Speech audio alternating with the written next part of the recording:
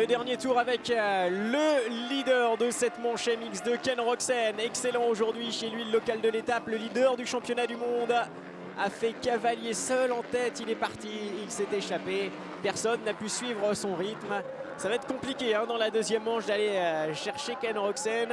Vainqueur de la qualification, vainqueur certainement dans quelques instants de la première manche. Roczen, encouragé par son public, fait quasiment un tour d'honneur dans son dernier passage. Pour vous dire quand même, au dernier pointage, il avait 13 secondes d'avance sur Jeffrey Herlings, deuxième.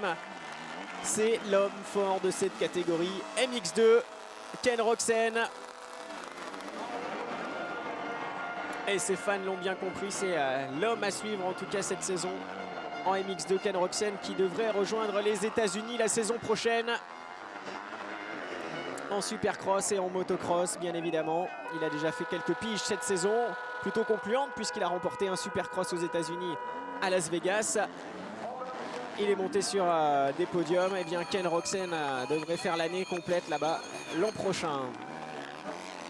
Allez, c'est bon, ça, il souhaite bien évidemment repartir avec le titre de champion du monde cette saison. C'est numéro 94, l'Allemand Ken Roczen,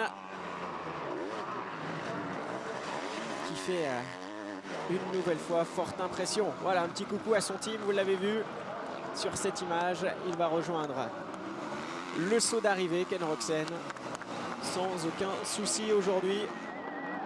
Le bon départ, il l'a eu. Il avait la bonne position sur la grille.